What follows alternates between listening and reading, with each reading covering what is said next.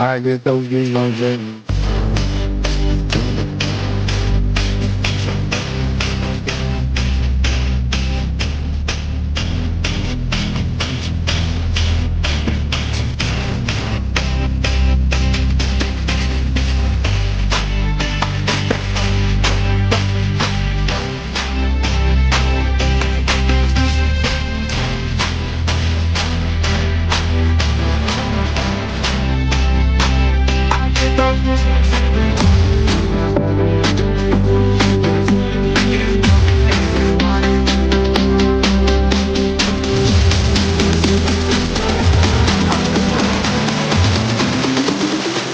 I get those goosebumps every time you come around.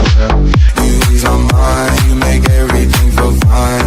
Worry about those cons, I'm way too numb, yeah. It's way too dumb, yeah. I get those goosebumps every time. I need the hype, throw that to the side, I get those goosebumps every. Good evening, everyone, and welcome back to Loaded Mag NUFC. We are back. The international football is done. The boys are back in town, and it's time for Premier League football again, and we are ready to discuss it. So welcome all in the chat. But first of all, the main man here, Chris Hall. How you doing, fella? You okay? Oh, good, mate. I think I feel a bit like you, Pete. I am tired, but I am really, really looking forward to having Dave on tonight to talk all things Newcastle Wolves. Yeah, it's good. It's good to have the club football back, isn't it? And unfortunately, and I don't mean to put a downer on it, but I found out the other day, which I wasn't aware, that apparently we're only 4 weeks away from another international break. So we need to make sure that we enjoy it, enjoy these next 4 weeks. And yeah, it'd be great to talk all things Newcastle United and Wolverhampton Wanderers. So yeah, I'm all good, mate. But how are you? Yes, tired, mate. Tired. It's been a long day for me with work, etc., etc. But you know what better way to finish work to come and talk football with you boys, and Dave in the green room as well. I'm saying this right now. My wife is not watching. She would probably boot me out. Me saying that rather talk football than spend time with the missus. But no, it's all jokes. It's all jokes. But people in the chat, get those likes up. Welcome to the chat. We are back. We've had a little bit of a break. We're now back talking football. Hit those likes up. Get your comments in and get your questions in for Dave as well. And of course, how we do things on the Big Match Preview is have the opposition's view. And it's an absolute pleasure to welcome back Dave from Talking Wolves, regular on the channel. Welcome in, Dave. How you doing, fella? I'm all good, guys. Thank you. Yeah, thanks for having me again. Looking forward to it. Good stuff, good stuff. And if people hadn't been aware, I think you've been on a few programs recently. Were you on the overlap not too long? On the overlap, I was on Sky Sports News today, actually talking about the fixture, about Wolves as well. So yeah, I've been here, there, and everywhere recently. To be fair, so yeah. Good stuff. And great knowledge on all football as well as of course Wolves. So even more of a pleasure to have you back on the channel. But look, Dave. We'll get your opinions firstly on Wolves, because you know it has been a little bit up and down with certain players leaving. Obviously, Mateus Cunha has left, and Aït-Nouri went to Man City. There was a little bit of a tug of war with a certain striker that we maybe get into, but there was a lot of opposition fans expecting Wolves to almost kind of be in a relegation battle, or certainly have a difficult season. How do you see it, your summer and your start to the season? What's your perspective on Wolves for this season, mate, from a Wolves fan perspective? I think the first sort of 3 results of the season maybe have changed my opinion a little bit, but sort of throughout the summer, you're right. I saw a lot of predictions, a lot of opposition fans again predicting Wolves are going to be in that sort of bottom 3 in that relegation battle.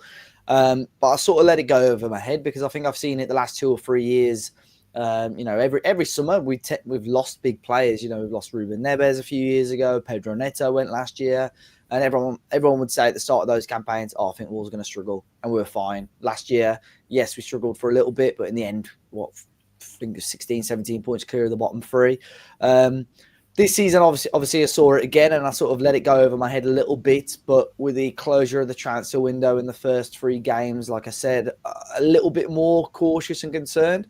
I still think that we've got the quality in the dugout and on the pitch as well to make sure we stay in the Premier League.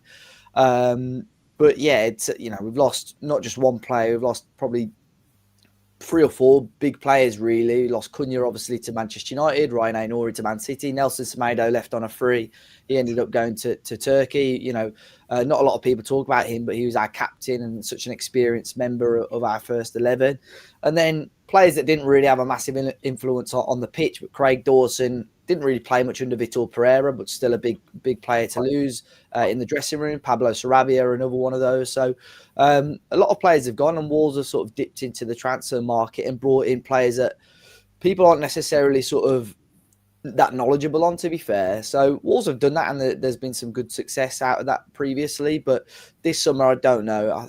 There was a lot of pressure on the board, and I think it's just tipped over the edge a little bit, where a lot of fans are getting really frustrated that we aren't pushing on as a football club again. So when you lose football matches, as we have done, our first 3 games have all ended in defeat. Unfortunately, it's a little bit of a negative place in and around Molineux at the moment, if I'm honest. Yeah, it's disappointing because normally, thinking about Wolves, there's been some games, particularly last season, where your atmosphere has been rocking. You've seen all together. When the likes of Gary Neal left and Pereira came in, there was like a massive sort of turnaround off the back of that. He played some really good football. So it's a bit of a shame to see sort of that sort of start to creep in with Wolves. But Chris, from your perspective, Wolves this season, what were your sort of expectations of Wolves, seeing what happened with their particular summer? Were you one of those, like many opposition fans, that thought there'd been a struggle? Do you still think that now? What's your early sort of predictions or feelings? Yeah, I mean, I'll be honest, I'm a little bit concerned for Wolves. I think obviously they did well hanging on to Jurgen Strand Larsen. I think that was a big thing. I'm going to find out what Dave's thoughts are on that as well. But I think that was a key one. But yeah, Dave highlighting some really big players that Wolves missed out on, lost out on. I know obviously about Cunha and Semedo and players like that, but I didn't realise how many other players there were as well. So yeah, some really, really key players in there. Craig Dawson you touched on as well, Dave. I've always been a big fan of Craig Dawson. A steady Eddie, but very, very really, really, really solid player.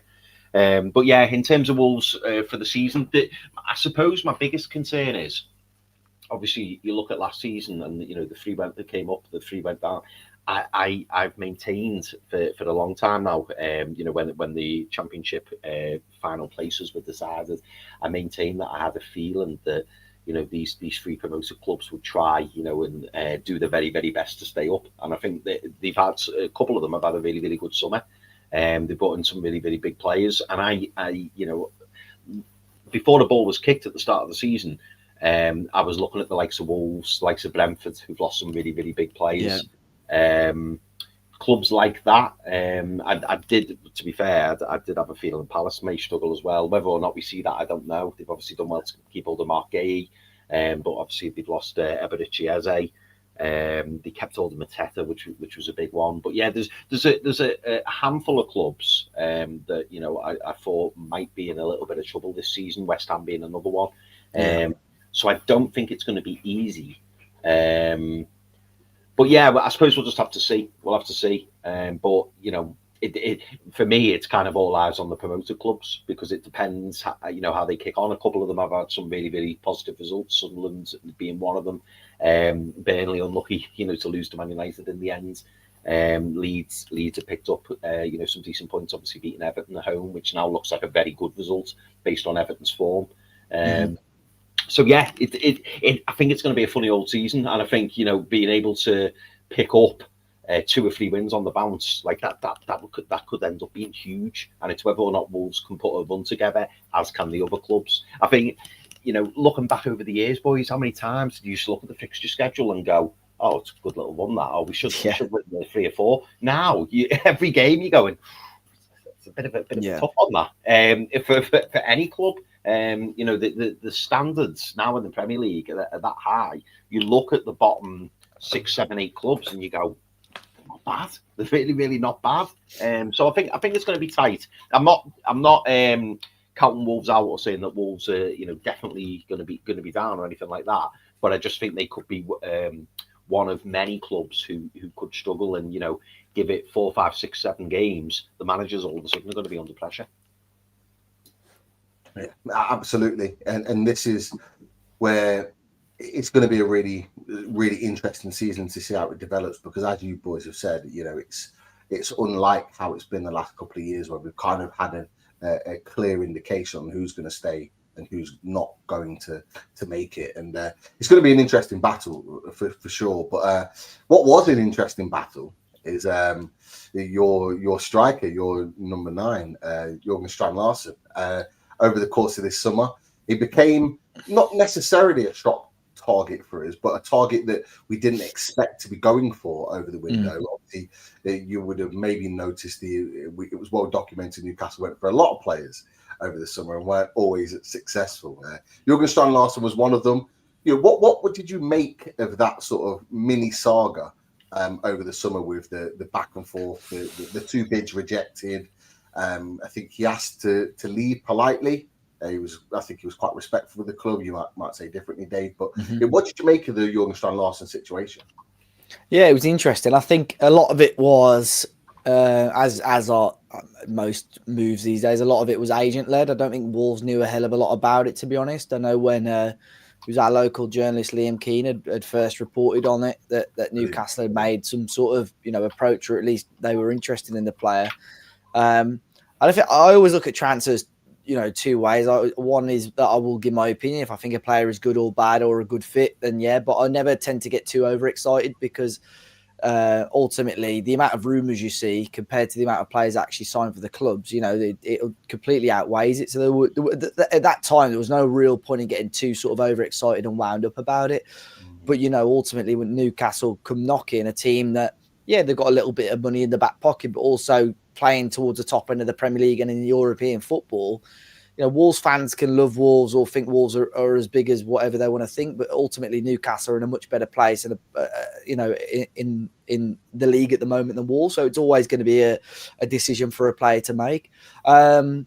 It went quiet. I'm sure after the first initial thing, it sort of went quiet for a bit, and then it quite quickly snowballed, didn't it, for about a week. So again, I know when Liam Keane had put the exclusive out that Newcastle had made the first approach, I know the club weren't happy at all that information had got out, because again, I think not much of it was happening formally between Newcastle and Wolves. I think a lot of it was happening with the players' representatives. And probably the thing that shocked me the most in the whole saga is that the Wolves chairman stuck to his word. Jeff Shee, the chairman, has burnt a lot of bridges with fans. And I was going back to what I said in the first little piece that I spoke about the negativity around the ground. At the moment, a lot of it is focused towards the board.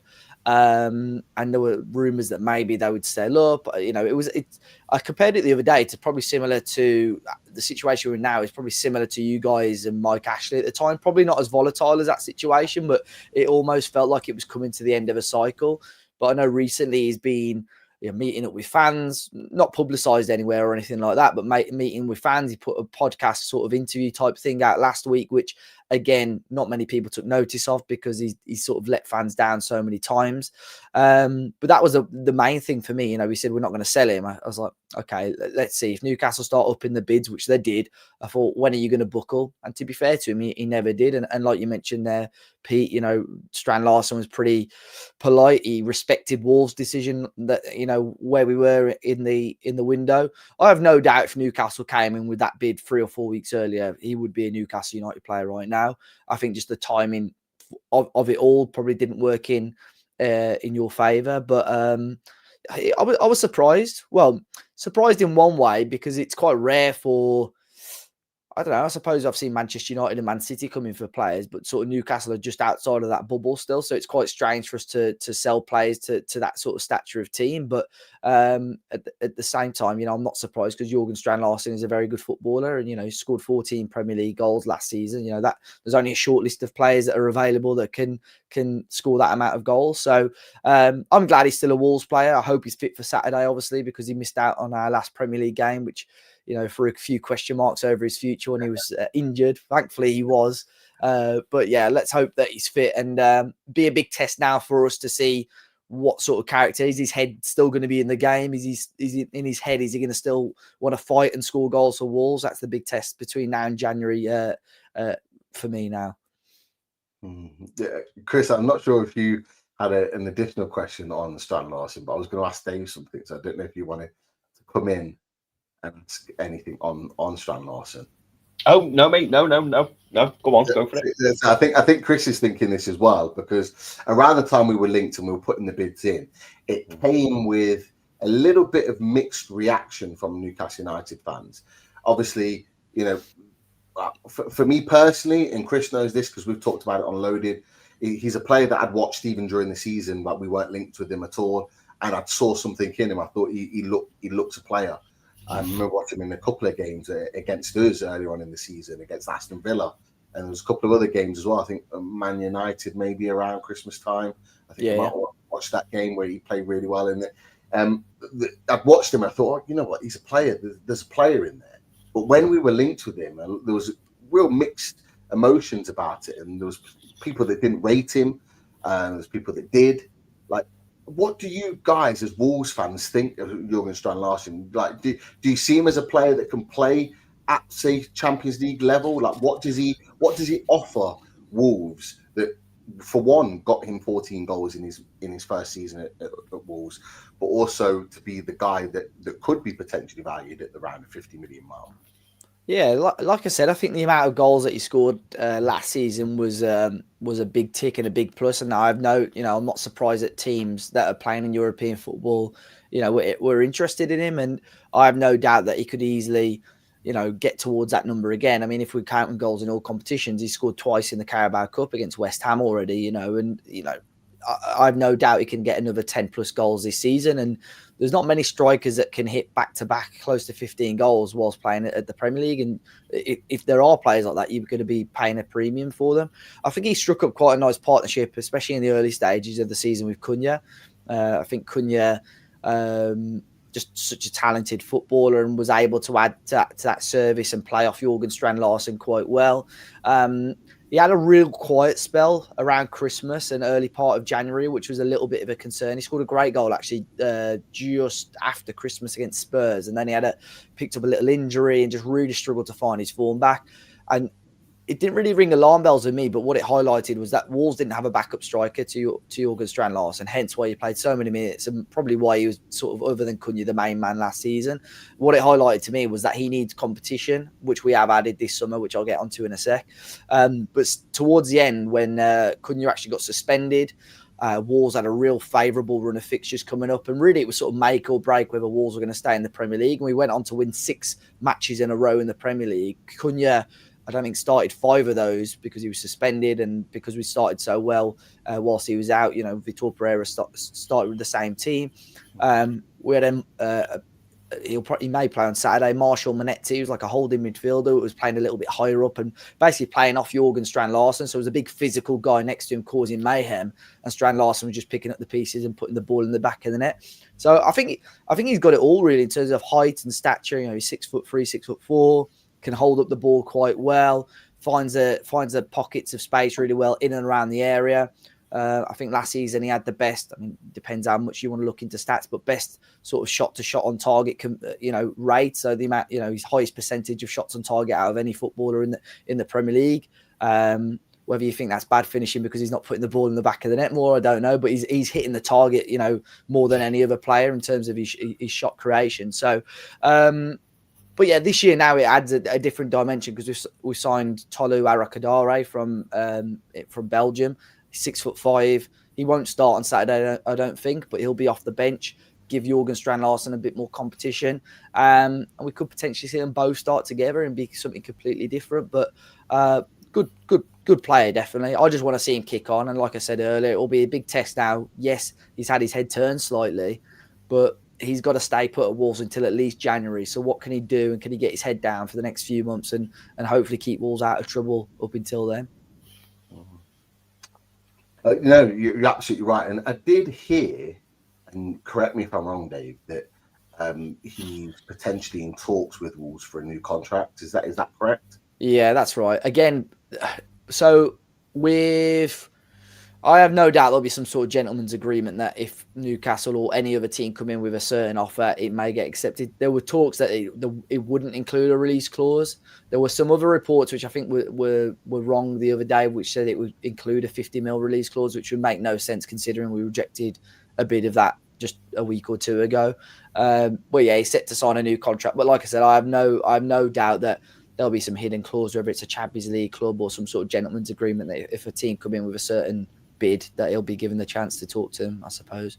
But there were a lot of Wolves fans confused about that. But ultimately, the contract that he's on at the moment, he would have agreed with Wolves over a year ago when he first signed from Celta Vigo, because we had the obligation to buy. So now, after scoring said amount of goals in the Premier League, he's probably going to want better terms. And Wolves want to keep him in the good books anyway and give him a little bit more of an incentive to stay at the football club. Absolutely.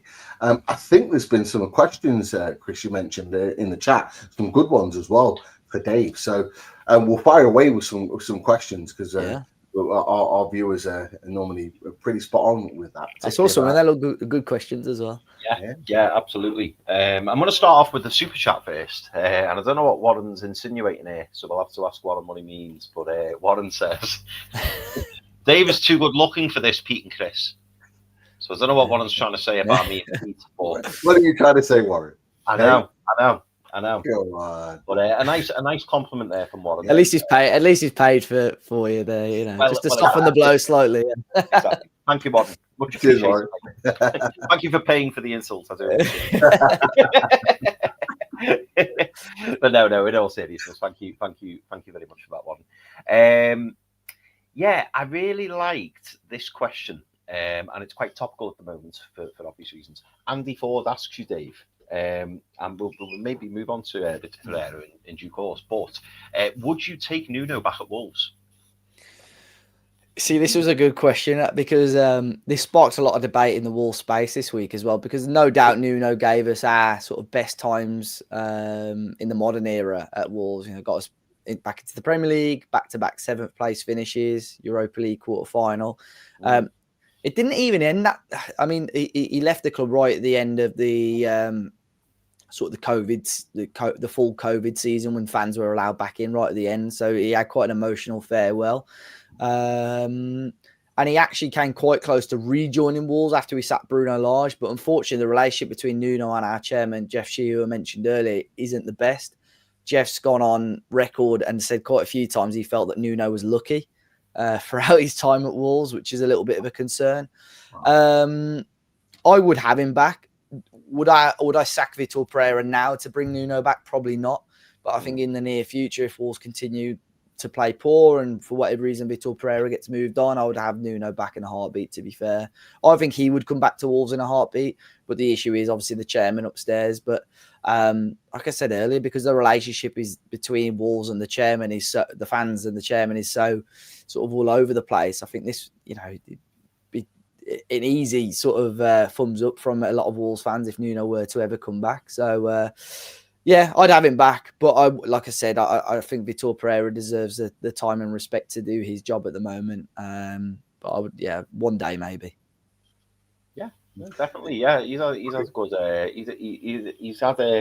He's still got a good reputation, hasn't he, at Wolves? I think it's fair to say. Oh yeah, definitely. I think everybody, some Wolves fans still. I mean, you probably have it with Shearer or certain players. Some Wolves fans call him God still. People loved him. So I saw Nuno tattoos and all sorts when he was at the club. So yeah, people love him, and I think unfortunately, he was one of the people that really suffered with him, like mentally, with the whole COVID thing as well. Like I've read books about it recently, and just he was a completely different person. He just loved having fans in the football stadium, and I think that's just why his sort of time at Wolves sort of dwindled away. So I think with the fans back, I think Nuno would be all over and move back to Molineux at some point in his career. Yeah, go on, Pete. You were going to jump in, mate. Yeah, no, it was just about the ownership. Because you've touched on it a couple of times about them potentially selling up. I do remember hearing around the Strand Larsen thing is that there were a few Wolves fans that were almost suggesting that they were going to sell Strand Larsen because they were almost going to take the money and run. Yeah. that was from Wolves fans' perspective. Only a few at that particular time. Yeah, But is that still on the cards? Like, do you think they are going to sell, or is this the fact that you've held on to Strand Larsen and the owners stopped almost that deal happening, giving you the confidence that they're willing to stay? Like, where does that stand right now? I think with certain things that have happened over the last couple of weeks, I think I'm more inclined to think they are going to stay, and they're actually trying to repair the relationships between themselves and the fans. I think, unfortunately, I think Jeff Sheen knows, and this is why he's saying Nuno is lucky a little bit. It's probably quite a harsh way to say it, but Wolves, under their ownership, really struggled the first year in the Championship, but spent a lot of money. Second season, they sort of hit the jackpot, bringing Nuno in, managed to sign Ruben Neves, Diogo Jota, Willy Bolly whilst we're in the Championship. We got promoted, finished 7th FA Cup semi-final, finished 7th again, Europa League quarter-finalist. And then at that point, like, you finish back-to-back 7th place. For the last 3 years, all you've sort of known is winning football matches. And you've almost got like a reputation then. And then the following year, Wolves finished like 12th, and Wolves fans are like, oh, he's got to go. It's just like, you need to have like a level of sort of, you're quite level-headed with it. And I think after that, the club had spent big money. There was Fabio Silva, Guedes, even Semedo, who, I mentioned was a great player, but we spent nearly 40 million on him. And Wolves weren't really seeing the sort of rewards out of it. The ownership weren't. And I think they think, right, we've spent 120 million on just 3 players that I've mentioned there. And what have we got to show for it? Nothing. So I think they sort of wanted to go with this self-sustainable model, sort of sell to buy. And a lot of fans just aren't on board with it. The chairman's probably said things he shouldn't have said. He put the season ticket prices up about not start of this season, the season before. And when fans complained about it, he was emailing fans back. And it was just stupid things that you shouldn't really do. And then, yes, earlier this summer, there were rumours that they were going to sell. And then with all the sales people saying, oh, look, they're asset stripping, things like that.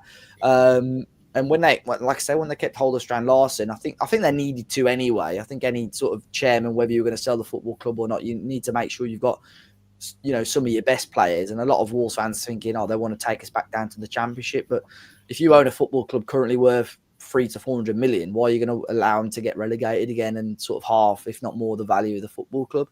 And then, like I said, the last few weeks, I think he's been doing things to try and, repair the relationships. Why would you meet up with fan groups behind the scenes if you were going to sell the club and you don't care about the football club? So I think the sale, they've made no secret. They want investors. They want people to help with the footballing side of things. They've got like a massive esports team over in Asia and things like that. I think it would be quite a complicated sale for the football club. But at the moment, whether Wolves fans like it or not, I think for the short term at least, they're still here to stay.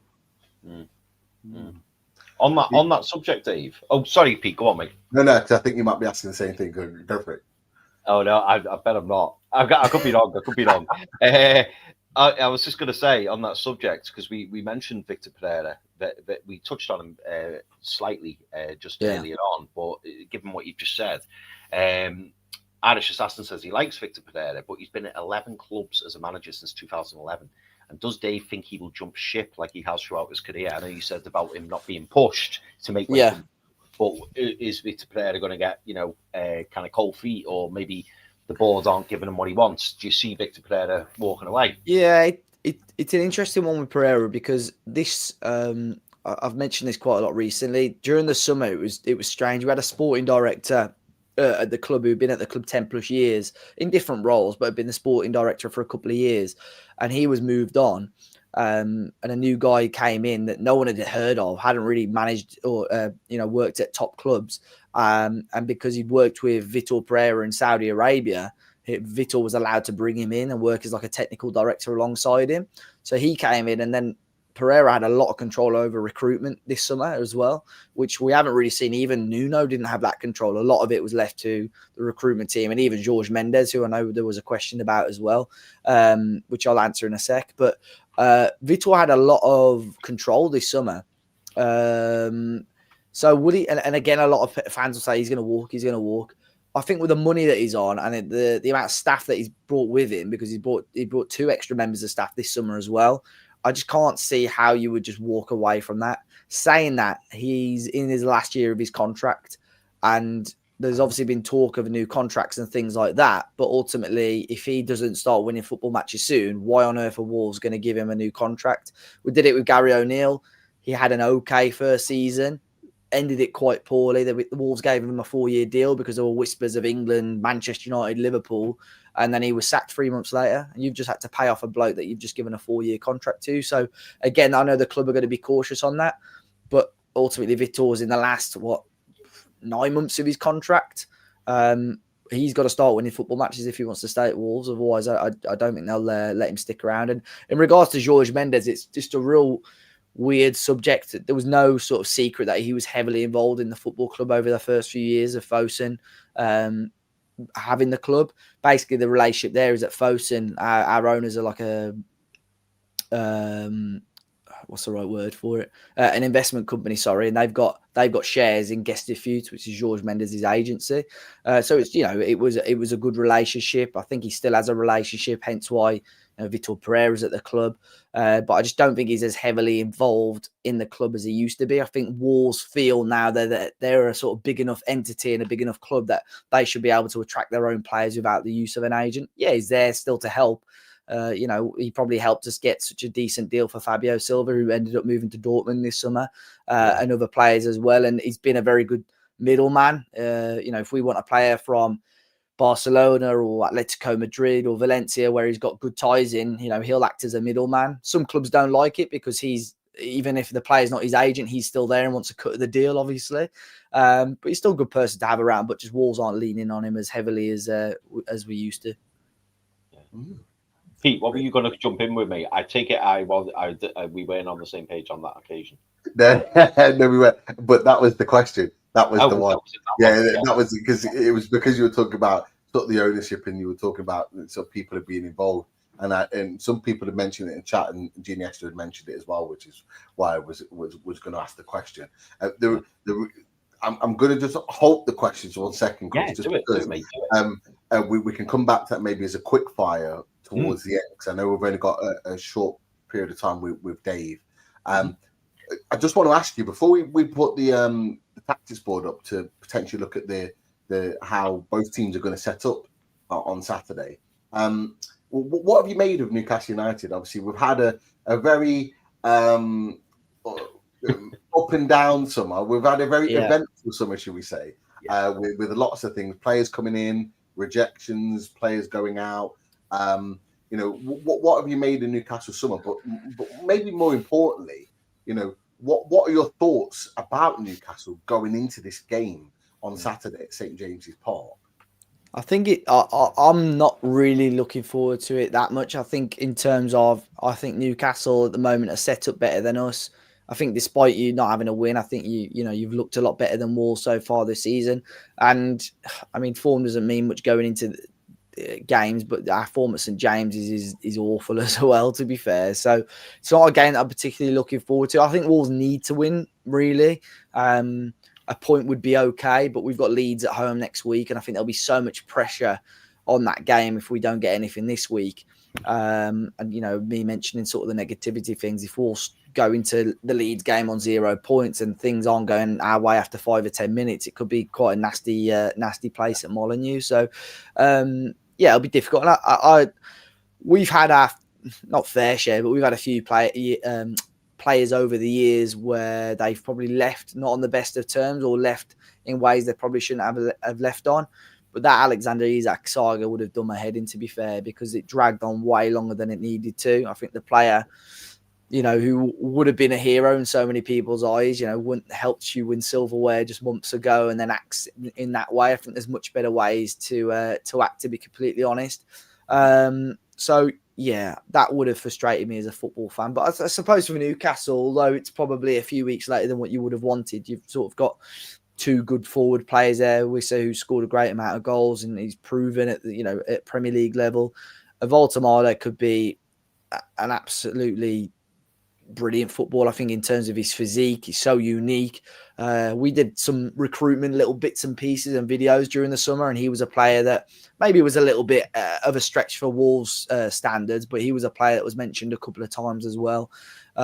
Such for someone of his heights, such a good footballer, still really good on the ball and so on, and probably the leading man now for Germany up front as well, which is a big plus for Newcastle. But I think going into you've got some big games coming up, European football as well. I think you're pretty well geared up for it, to be fair. So it'll be interesting. I think every year we look at it and I think, maybe Newcastle will peter off this year. But, you've always been up there since Eddie Howe's come in. He's been a real good man in the dugout for you guys, and I'm sure that will continue as well. You said a lot of things that Newcastle United fans will agree with. So you definitely get the thumbs up from us, Dave. That is... You can send me Warren's £2 after that. Yeah. Warren, get a super chat over on Talking Wolves. That's what we need to do. But I do want to just switch slightly to the tactics board. So I want to get your opinion on what you think the team's going to line up with on Saturday. So I believe I've got the squad right. I apologise if I haven't in advance, but this is the team the squad that I think is available to you. So from goalkeeper to forward line, what's your likely setup in terms of formation, and who do you think will potentially play at the weekend? So I would say our predicted lineup would be, you'll have Jose Sarr will start in goal. It'll be a back three. So I'd say the back three, this could easily change because we were awful defensively. I think Agbadou will be at the heart in the middle of the three. Okay. I think to the left of him will be Totti, number 24. Yeah. He's the new captain, isn't he, Dave? Totti. Yeah, Totti is, yeah. And I'd probably say Matt Doherty to the right of them, as the right centre back. We played Santiago Bueno there last time, and he's probably the best out of the three of them, to be fair. But I don't know. We've got a new lad, Krejci as well, number 17, who could easily play. He didn't end up coming on against Everton, but he could play. Right wing back, I think it'll be 38, Chachua. Rapid. He's clocked the fastest speed in the Premier League so far this season. I didn't see that. I saw that. Yeah. Third quickest since they started recording it, I think 5 or 6 years ago. So, he's one to watch. I think he could be a real outlet for Wolves maybe this weekend. And left wing back, we've got two options of Wolfer or Hugo Bueno, but I think he'll go with Hugo Bueno, number 17, as the left wing back. Again, that's just been a decision which I don't think Vitor Pereira knows his best left wing back yet. Hugo Bueno has been at Compton at the training ground the last couple of weeks, whilst Muller Wolf's been out on international duty. So we'll see. Two midfielders, I have no doubt, will be Andre and João Gomez, number 7 and number 8. I think they're going to be one of the biggest differentials, I think, for us on Saturday. A massive test for them with the midfield that Newcastle have got, to be honest, to see who comes out on top. Those two started off quite slowly this summer, so I'm hoping that they can kick on. I have to say, Dave, just 1 second on Andre. Yeah, I've seen a couple of Newcastle fans. I say more than a couple. There's a few talking about Andre as a potential, like. So we're looking for another midfielder potentially if Joe Willock leaves, and there's been a lot of noise about Andre. I know he came in with a little bit of fanfare. There was a lot of excitement about him. Like, how good is he? I think he's extremely good as that sort of like a 6, a holding. I think going forward is a little bit limited, to be fair. But his ability to read the game, his quality on the ball, is extremely good. He's not someone that you're going to expect to sort of get goals and assists throughout the season. But just a real quality footballer. I remember he struggled to break into the team early part of the season under Gary O'Neill. I think obviously he'd come quite late in the transfer window. He'd come from Brazil, so I think there was that little bit of a settling in period. But as soon as Vitor Pereira came in, he didn't look back really. And I remember the first few times I saw him at Molineux, I was just watching him and I'm thinking, wow, he's a very, very good footballer. And I think Liverpool came close to signing him a couple of times over the last couple of years, and you can see why. He's just a top player. So there's been a few question marks over him early part of the season. Like, he didn't start the second game of the season. He's been subbed off early, so I don't know if something's going on sort of behind the scenes or a bit of an issue between him and Vitor Pereira. I don't know, but I have no doubt if he were to move on in the next year or so, Wolves would make some serious money on him, to be fair. Okay. Carry on with your teammate. Sorry. It's all right, no problem. I would say he's probably going to start with 2 number 10s. John Arias, number 10, probably just off the right, and then Monetti, number 5, is played in that similar role as well. So yeah, he'd probably play in. I'd say he'd start. He wouldn't be my choice personally, but I think this is how Vitor Pereira will start. We've got a couple of players, Fer Lopez, number 28, who came on and looked really bright against Everton when he came on and just got real quality. Played for the 21s, Spain 21s this week and got an assist as well. So he may start, but I think the safe option is probably going to be John Arias and Monetti. And then up front, if he's fit, it's going to be Jorgen Strand Larsen, I think, the number 9. Hopefully Tolu Arakadare is on the bench. He started training with Wolves today after international duty with Nigeria, but I think by maybe 1 or 2 plays, the defence might be shaken up a little bit, and there might be a slight change in that number 10 position. But I think that's a pretty safe bet for Saturday's team anyway. Okay, different style, Chris. Different setup there for the team. We'll come to the Newcastle sort of lineup in just a second. I'm just obviously wary of time to let you go, Dave. So before you leave, are you okay for a few minutes of a quick fire? Let's go. Few questions. We'll fire some questions at you, then we'll come to the team afterwards, Chris. Yeah, sounds good, mate. So Mike Gent, I had to bring this one up. Mike Gent says, Dave, my brother-in-law played in the Content Creators Cup and won the trophy. Lee Waiton. I don't know if you know. Yeah, so it's been this year. I think we've done it for 3 years. We have I think if Newcastle did a version, it'd be great. So Wolves let us use the training ground during the international break once a year, and have like a tournament between all the podcasts and things like that. Get involved, fella. Yeah, he had some opposite. We did have a Spurs. I'll tell you a story very quickly. We had a Spurs team and obviously Walsall are local to us, so that Walsall had a team and the Spurs had a team. But the first year we got to the final. Last year Talking Wolves won it, and this year we got to the semi-final. But it was a 7-a-side tournament. We only ended up having 6 players in the semis, and we played Mike's cousin's team, and they refused to go 6v6 versus us. They said, no, we're playing an extra man. So they had a very good team, to be fair. One of the rules is they've got to have all been on the podcast and all Wolves fans. I don't know. I think there were a few question marks over their team, but that's maybe just me being salty. I don't know. But the Walsall and Spurs team both got knocked out in the groups, but when they played each other, there was a little bit of a scrap going on there. So they were guest participants. But no, next year maybe I'll have to get you guys involved. But it was good fun, to be fair. Good stuff. We didn't have a bad summer, did we, Pete? With the Al trophy. We have, and I've not got it in. I've not got it in the new room. It's not in the new room. I'd be able to parade the trophy. What is that? You won a football tournament as well, have you? Or? No, we have a yearly charity match with other content creators from Newcastle. Yeah. We won the trophy back in April. So we got to celebrate it, and we've got it in house, nice and shiny. So yeah, we were not a bad setup.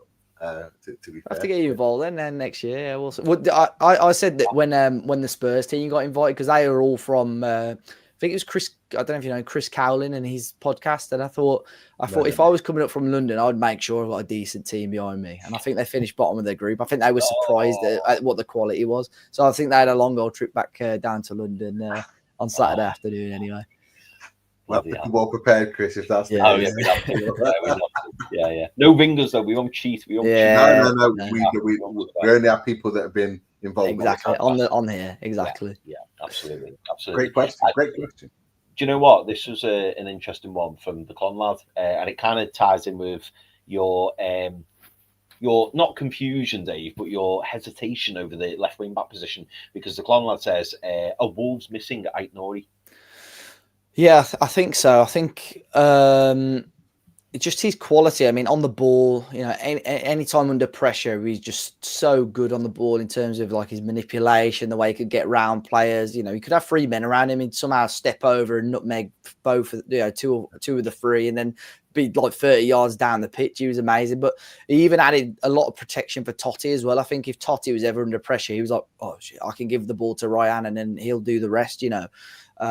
Just the only thing lacking with him was like goal contributions in front of goal, and under Vitor Pereira it was almost like we were nearly getting there. He looks so much more threatening going forward.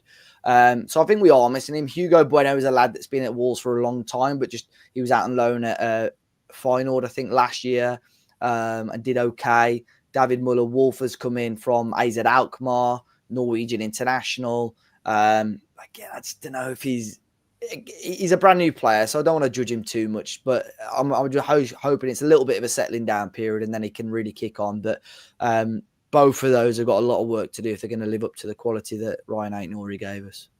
Yeah. I've got 2 more quick ones for you, Dave. 2 quick ones, and the last one's a very important one. But Geordie Toon for Life asks you, are Wolves moving away from the Portuguese players and going in a different direction thanks to the fans? Because at one stage, Dave, if you weren't Portuguese, you weren't joining the Wolves, were you? Yeah. That's certainly how it felt. It's sort of going back to what I mentioned about Jorge Mendes, to be fair. I think Wolves with them sort of not leaning on him as much. I think you just ultimately come away from that. I think they're trying to go a little bit more sensible, let's say, with some of the signings. We've had quite a lot of joy in South America. I mean, you look at that team that I've put on there, Jean Arias from South America, Andre João Gomez signed from there as well. And then just other players that sort of out of the sort of main focus of different divisions, like Manetzi and Agbadou, both playing in the French top division, but not necessarily for like a top 6 team. Chachua playing outside the top 6 in Italy. So even Jorgen Strand Larsen, coming in from Spain, playing for Celta Vigo, who aren't exactly one of the big boys in Spain. So it's just trying to sort of think outside of the box slightly. So the recruitment has been clever from Wolves. And like I said, there's been a lot of negative opinion of our transfer window, but I suppose it's easy for us to say Wolves had a 4 or 5 out of 10 transfer window, but ultimately in November, if we're top half of the table and Jean Arias has scored 7 or 8 goals, and all of a sudden it turns into an 8 or 9 out of 10, you know what I mean? So I think it just needs time, but I just hope this settling in period and players that have come in sort of hit the ground running sooner rather than later for Wolves, really. Yeah. No, it makes sense, Dave. Makes sense. I mean, it's good, isn't it, that you're not just solely focusing purely on Portuguese players. And I think now that you are broadening out, you see all the different qualities and all the different players out there, because there is real good quality out there on the continent. There's definitely we had to, even with the Portuguese players, there were some bad ones, but I would say we had a really decent, I'd say like a 75-80% good hit rate. There were certain players, like we had Trincao, who's doing really well at the moment in Portugal, who came and you could just tell he didn't want to be here. Guedes was another one we spent a ridiculous amount of money on, and just from day one didn't look interested either. Fabio Silva, not that he didn't look interested, just was thrown into it way too early. And then, there's sort of 2 of those players there that I mentioned, we spent nearly 70 million on. You can sort of see why they sort of want to come away from Jorge Mendes a little bit, because they're just paying inflated fees for players that don't necessarily want to be at the football club. No, makes sense. Great point. And then last one, Dave, and probably the most important one. Tom Dixon asks you, do you think Wolves will survive in the league this season, and where do you expect to finish? I think we will. Whether Vitor Pereira is in charge of the football club at the end of the season, I don't know. But I think in some capacity, Wolves will start. I think it'll be a long season, though. I'd say probably just that 16th place, 15th, 16th. I think as long as, similar to last season, I wish it was better than this, but as long as by sort of March time we know that we're out of trouble, I can settle for that. It's if you're getting towards May and you still don't know if you're safe or not. I don't think my heart could take that sort of situation, to be honest. So I think we will survive. We've got enough, in my opinion, we've got enough quality to survive. I think Sunderland had a very good transfer window. I actually think, I know Leeds have started off okay, but I actually think their fans are really disappointed with their transfer window. Burnley signed a couple of good players, but I just don't think their squad's good enough. So it depends. I think Sunderland could be in a bit of trouble during AFCON. I know everyone will lose a couple of players at least during AFCON, but Sunderland could be hit really hard for 4 or 5 games there, and there's points there to be won and lost.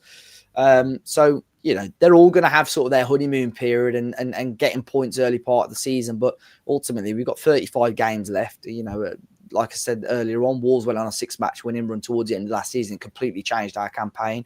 There's no reason why we can't do that again, or at least, you know, start picking up some wins between now and Christmas and be in a much better position. Yeah. No, I agree, mate. I agree. Absolutely. Dave, it's been an absolute pleasure to have Thank you you, on. guys. Great chat, as always. Great knowledge.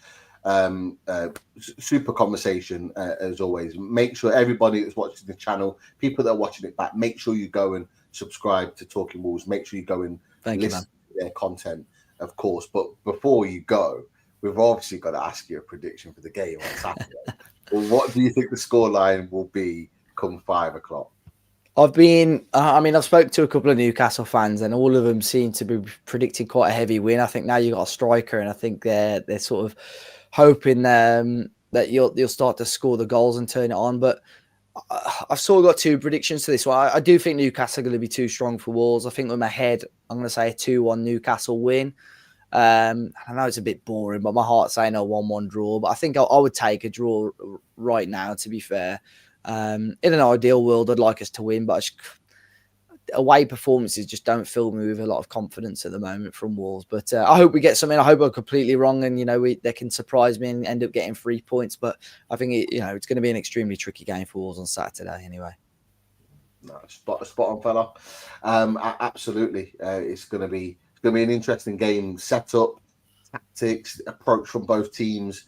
We've got 2 new strikers that we don't even know who's going to start. I'm going to be quizzing Chris on that in just a second. But Dave, we'll let you go. Thank you for joining us. And look, make sure we subscribe to Talking Wolves, and hopefully next time round in the reverse, we can get you back on for a preview. Yeah, again, definitely, guys. Perfect. Cheers, boys. You take care. Thanks, Chris. Cheers, Pete. See you guys. Bye. Great to have Dave on from Talking Wolves. Brilliant stuff as well. But we are not going anywhere. We still have work to do from a Newcastle perspective. And there's a couple of things I want to ask Chris. I might not be able to see the screen now because I'm going to go back to the tactics board. It was up before. And we will switch this to the Newcastle side. But just before you talk about the team that you think will start for Newcastle on Saturday, Chris, what do you make of that Wolves team? You know, they've got the setup there. One thing that stood out for me and what kind of jumped out for me is the amount of new players in comparison to last season. Players that we're not necessarily aware of or have prior knowledge of in terms of in detail. What do you make of that, mate? Yeah, so do you know what? Yeah, I was exactly the same as you, Pete. When Dave was reeling all these players off, I was like, don't know him. It was interesting, and I think the 2 biggest things for me were I looked at Wolves' attacking threat, and I've got to be honest, mainly probably because I don't know who the 2 number 10s are really. They feel a bit light up top for me. In fact, no, there's 3 things I want to say. Yeah, they feel a bit light up top. Obviously, Strand Larsen, we know about Strand Larsen, and I think, you know, depending if his head's right, as Dave's mentioned, he can be a threat. But yeah, they feel a bit light up top for me. What I've got to say is, in the centre of midfield, I think they've got 2 fantastic holding midfielders. Like, I'm a big fan of Andre and João Gomez. So they more than make up for maybe that attacking threat in the centre of the midfield. Again, though, the problem is it's whether or not our 3 are fit and fine. Because if they are, there's a potential there to kind of be outpowered. And then the third thing I would say is they're 3 lads in the centre of defence, big, strong, powerful lads. So that that could be a hint, Pete, as to who I might be picking through the middle. But I think it will be a physical battle. That is what I would say. I think it's going to be a physical battle on the weekend, and and as Dave mentioned, and Pete, you like me were saying that you saw it, and I think it was on X, wasn't it, about Chachua being the 3rd fastest player. Yeah, he looked absolutely rapid, didn't he? So he's going to be one to keep an eye on for sure. Will that have a hand to play in who plays left back? Who knows? But yeah, lots of It won't. Let's not make any mistakes about it. Wolves are a good side. They are a good side. I just worry, like you, Pete, that there's a lot of changes there. There's a lot of players in that Wolves team who are new, or players who maybe. I'm surprised they're still at Wolves. Put it that way. The likes of Matt Doherty, the likes of Hugo Bueno. I don't know, but it'll be an interesting one. It will be an interesting one, and I can understand why Dave says he'd take a point, because I think he'd take a point all day at St James's Park. The form that we've shown in the past few years at St James's Park. I think most clubs would take a point at St James's Park. If I'm honest, I think that'd be a fantastic result for Wolves. Not so much for Newcastle though. Absolutely. And you look through the squad. I've just put Wolves' squad back across the bottom. And you look through there. Yeah. You got Huang that we're aware of. There's Bellegarde that we're aware of from previous. There's however that we're aware of. I think he's come back from a loan or come back from another move. Mosquera that we're aware of. He got that terrible injury last season, didn't he? He was playing well for them, and then he got that really bad injury. Yeah, and so is he going to come back the same player? Yeah. That's kind of the question mark. Obviously the goalkeepers are well known, but they're not going to start against Shaw, Jose Sarr. But you got a lot of players there you're not quite aware of. Interestingly, Foxy and a couple of others have mentioned Mane, number 36. We didn't get a chance to ask Dave about him, but apparently he is a player of talent, that's coming through the ranks, that maybe is a player to keep an eye on. That's for sure. But more importantly for us, from a Newcastle perspective, the team. So look, throw your team out there, fella. What are you thinking? And before I do, we've got someone's got his finger over the buzzer, hasn't he? And you know what? I had the tactics board up, and then I could see. I thought it was you, Chris, but I could see someone at the bottom, and I was thinking, Chris surely isn't at the bottom. It's Dazzler. How you doing, fella? How's it going, boys? How's it going? Mate. Apologies to everyone. I'm late. No, it was planned. My wife had a meeting, but myself and my little boy Luca were watching the show, or part of the show. And I see you've signed us up to bring home more silverware from Wolverhampton. So do I fly into Birmingham? Is that where I fly? That's the nearest airport. That's where we're going, mate. Yeah. That's where we're going. Hopefully, if we get the invite off Dave, that's where we're going. Cool. No, and I saw then that you hadn't picked the team, so I just now Chris is going to make a mess of it. So I just make sure. Your timing is impeccable, Daz. It's impeccable. Drive on. Right, we'll tell you what. Do you want to split it, Daz? Do you want to split it, or do you want me to put it in and then you just critique me? What do you want to do? No. Work away, Chris. All right, mate. Okay. So, I think you'll agree, Dazzler, and Pete probably will as well. I think it'll be Nick Pope in goal. Okay, Nick Pope in goal. I'm just in the process of sending you boys something on our chat. So just keep an eye on that. Okay. Just something, and then we just send it, so it's done. So Nick Pope in goal. Carry on. Wow! Just hot off the press. Oh yeah, I like that. I like it.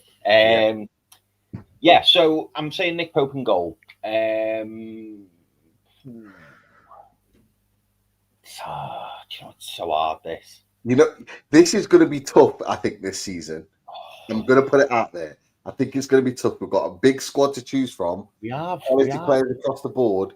It is not going to be easy, lads. But carry on. No, you're absolutely right, Pete, because we've got something that we've not had for a long time, and that's squad depth. So we have options. And I'll be honest, boys, I've been thinking this for a while, and I did wonder whether it would happen after the international break.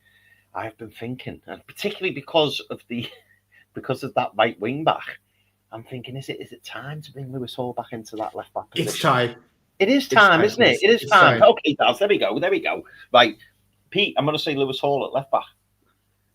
Okay, Lewis Hall at left back. Yeah, engaged. Let's do it.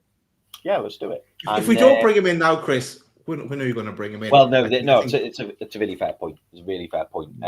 Because Lewis Hall is our first choice left back, and we know what Lewis Hall can bring to this team. So no, you're right. I think it's just in my head. I'm going, well, what are we going to do with Tino? What are we going to do with Trippier?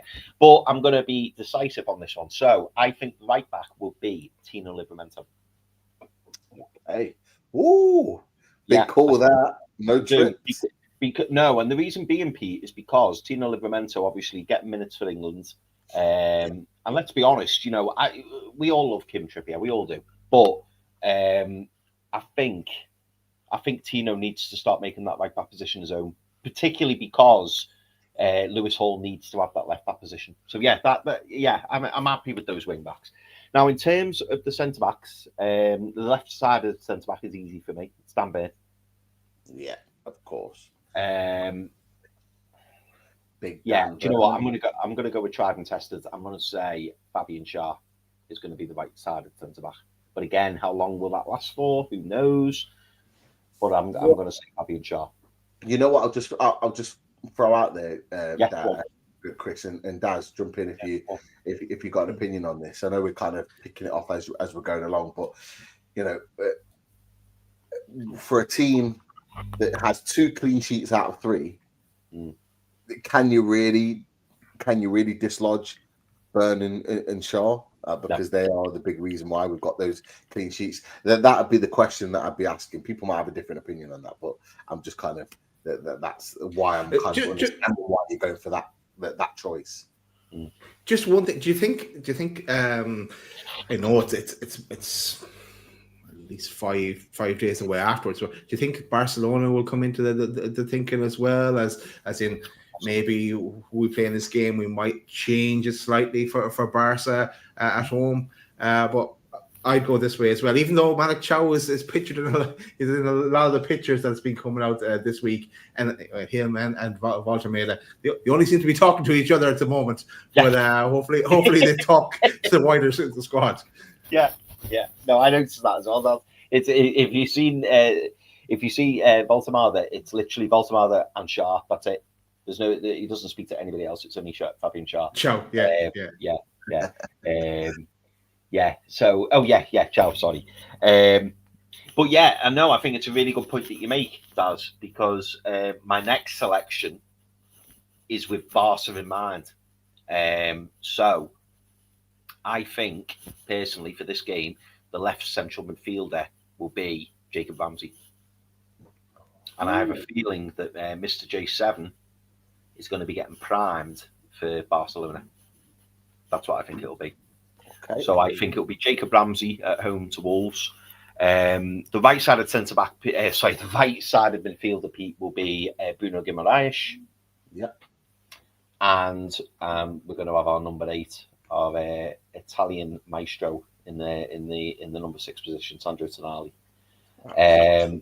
Now this is where it starts to get interesting, because we know that Anthony Gordon is still not available. Destined to play in that Barcelona game. Some may say that's a good thing because he'll be rested, he'll be primed, ready to go. Would we have even played him, boys? Let's be honest. With Barcelona in mind, we have options. So maybe it's worked out quite well for Eddie Howe. So I'm going to say,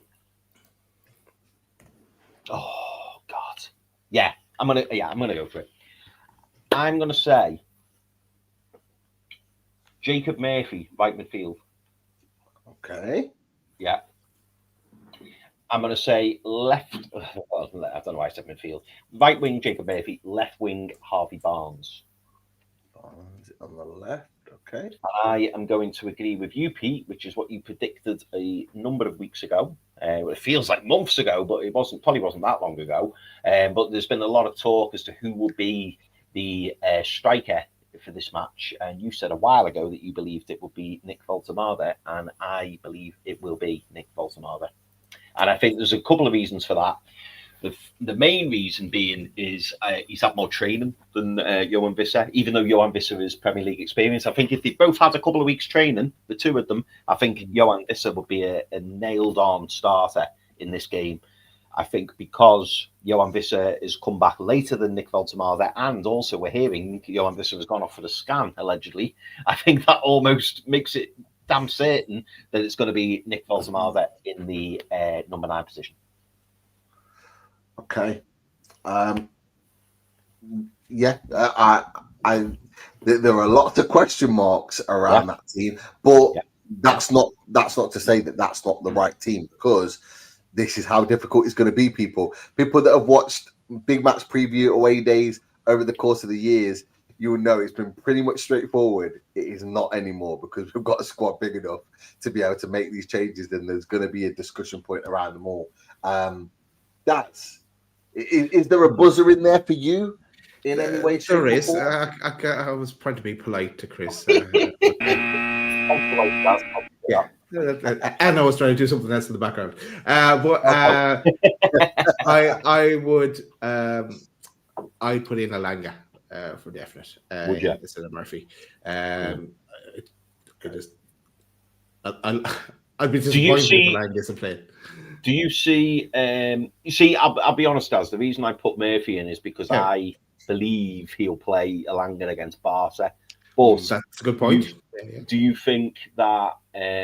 Well, is one for you. Do you think there's potential that Alanga starts both? Because there's no reason why. We've got like, what is it? A 5-day gap? 5-day gap? 6-day gap? Mm-hmm. I think they'll share.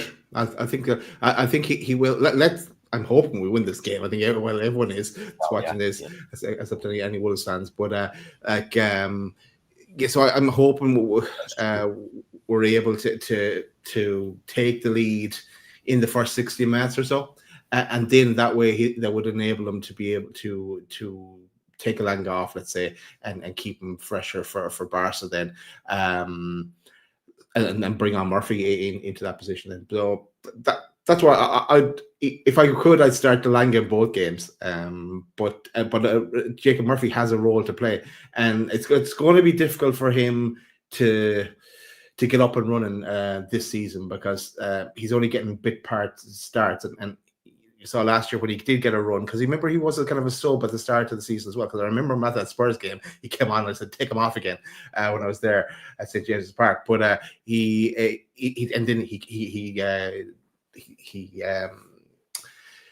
powered through after that then, and had a brilliant season, of course. But yeah, I would definitely go with Alanga, but I do just see your point, Chris. It would make sense just to rest, and if we need to use them then.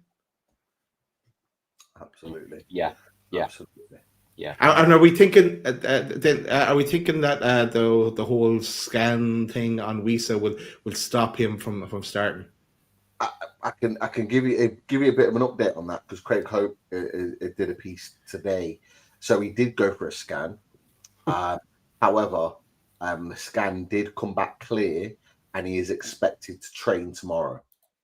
So it's not anything that's going to keep him out of the game on Saturday. But I do think it's an interesting point, and it kind of adds into my point, which Chris, you mentioned, is to why Woltemade may well start the game. Now, like just my opinions on that situation.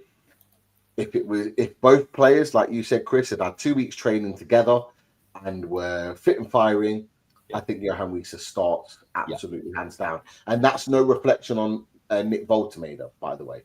The reason why I'm saying this, and there's a bit of a discussion on this, is that this exactly the same thing happened with our number 14 that used to play for us. Is that when he came in, he was thrown in because of an injury, and he had to play because of Callum Wilson. But when Callum Wilson came back, Callum Wilson really started the games, and number 14 came off the bench. I think Eddie Howe was going to want to ease Nick Woltemade in the same way. But I think with this situation with Johan Wisa, he's been great. He scored 2 goals on international break. He's looked good. But with the knock that he had to his knee, which forced him off in the 74th minute, I think I'm not sure if Newcastle are going to want to take the risk on him with a big game like Barcelona coming up. They don't want to lose him to something that they could potentially avoid losing him for. He could maybe do 15, 20 minutes, but starting him and expecting him to do 60 minutes might well be more of a problematic issue than it needs to be. So Nick Woltemade has come back. He's played 2 international games. He's got an assist. He's had 2-3 days training before the game on Saturday. It kind of makes sense for him to start, whether he's the right fit for the game or not. But it's taking the pressure off Visa and making sure that he doesn't pick up an injury that's worse. But what they can then guarantee is that Johan Wieser would start against Barcelona. I think it'd be one or the other. Is whoever starts against Wolves, the other guy will probably start against Barcelona. And that's kind of how we have it in that situation. But if it was up to me, I would have Johan Wieser starting the game. Absolutely. But the lack of game time maybe is the reason why he maybe picked up a little knee niggle, because he's not played a lot of minutes. That could be a potential reason why. And he's having been thrown into it for Congo. So we've got to manage that and be very, very careful of it. But Dad, did you raise any question? I know you talked about Alanga, but is everything else as it should be for you? Yeah, so you're thinking Ramsey will start, so Big Joe will be kept for midweek. Yeah, I mean it's a safer option, really. It's good to see him back at training, of course. Let's go with that. And of course, midweek we'll save for midweek, but it will be good to see Gordon back in the Champions League. I know we still won't have him because there'll be another suspension after this. 1 match suspension left. So let's go with that. I've got a question mark on the fullbacks. Oh, I'm not sure. I think you're right in your thinking in terms of rotation of the squad, but I'm not. Will he not want Trippier to start, Pete, on right back against Barca?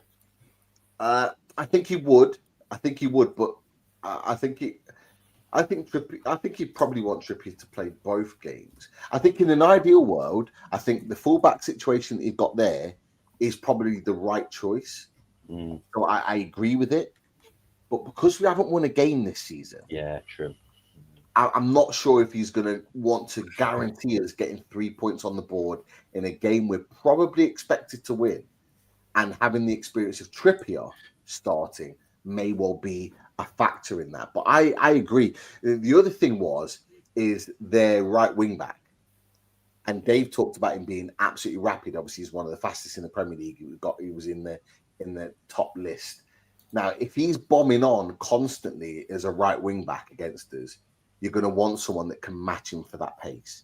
And Tino Livramento can absolutely do that. Whereas Lewis Hall, his pace isn't one of his strong points. His attacking nuance and his ability to get forward is definitely that. So for me, it will give me an indication. I'm not saying that it's not going to be that fullback pairing, and I wouldn't argue against that fullback pairing. But I think the pairing that he goes for will give me an indication of what type of team Eddie Howe's setting up.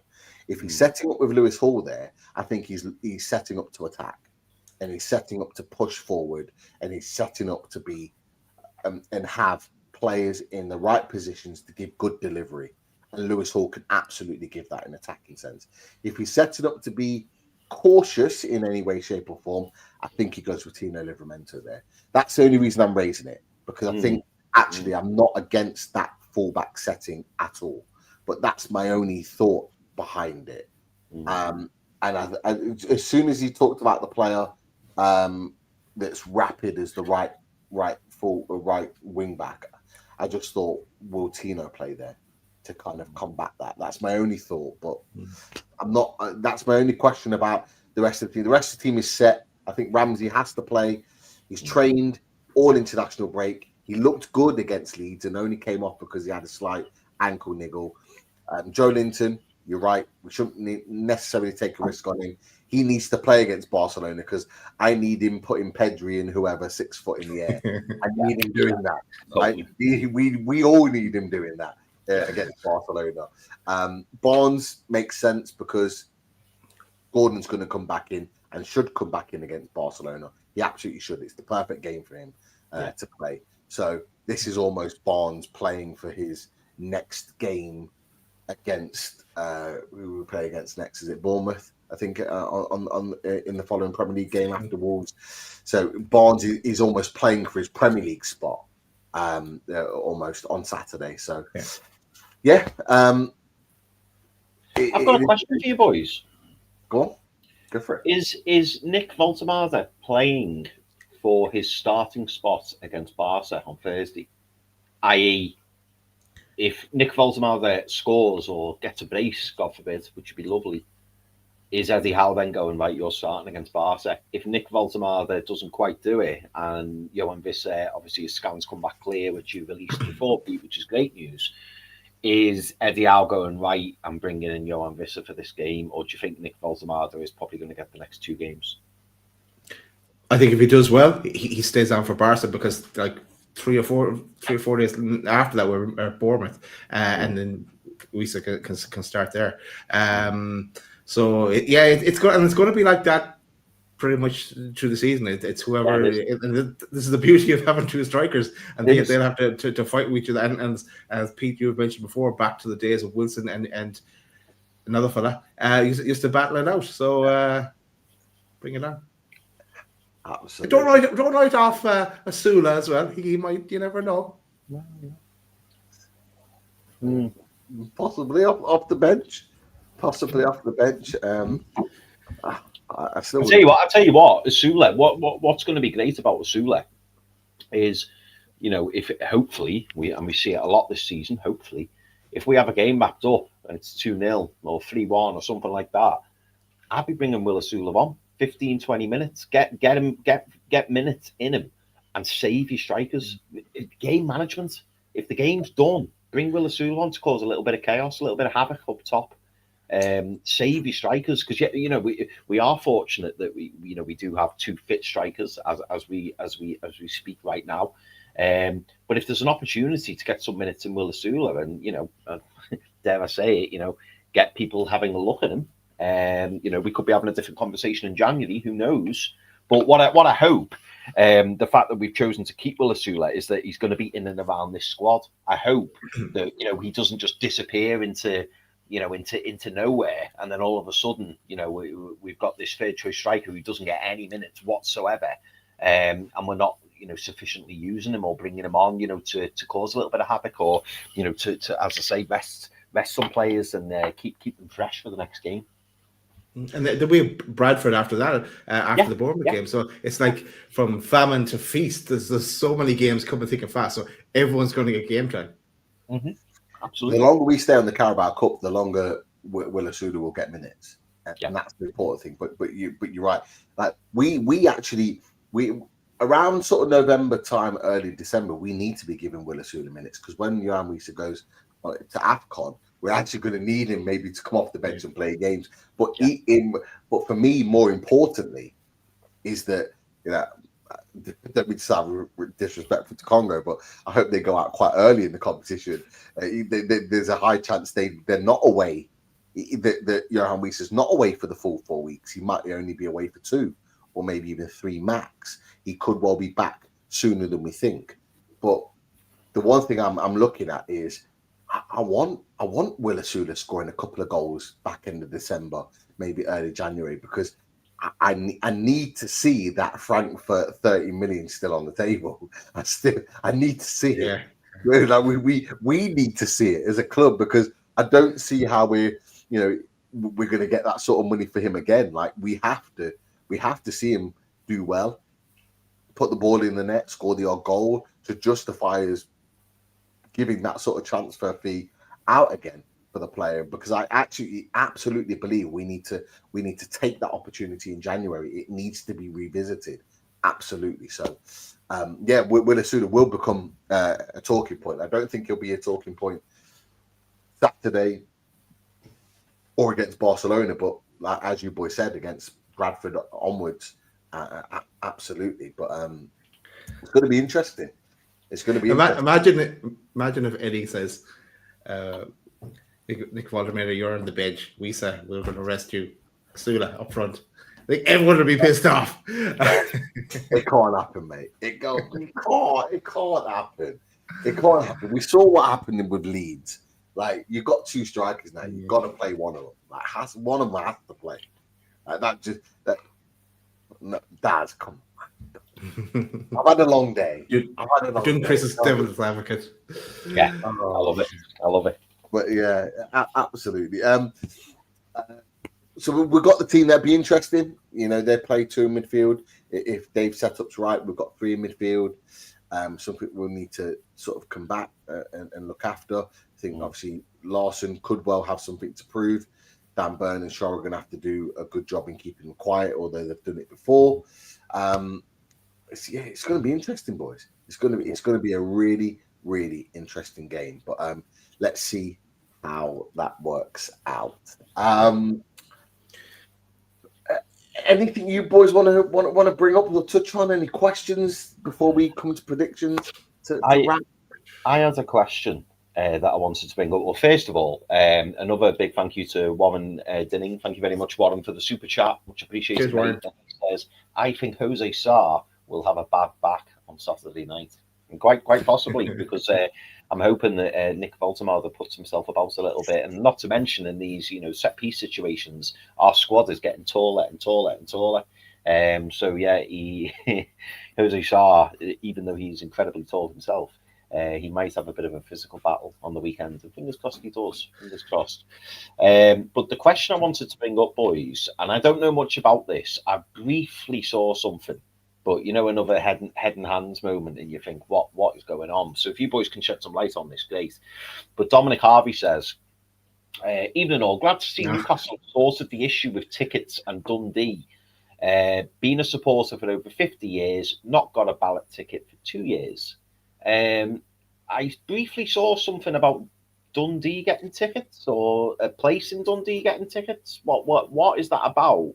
If you boys know, and I'll give you my take. Now, Pete may have more insight in it, because I think the credit needs to go to the trust and what they've done. From looking in, that's what I'm thinking, because they highlighted this issue, or maybe it was highlighted already, but they did question the club on it. Apparently some tickets were purchased through a reseller, an unauthorized reseller or something like that, and this school had been at the Milan game previously, the last time we were in the Champions League, and myself and yourself, Chris, because I don't know about you people, I know we were in the ballot. We didn't get a ticket for the Barca game, and I'm sure there's many more people that listen to this that it was in the same situation, you kind of question what's going on there then, and then were the club aware of this or not? And thankfully they weren't, but they've taken action now. They've shut this down, and there's been season tickets cancelled, and there's been memberships cancelled, and there's a watch list of about 1,000 people or so that are on a watch list of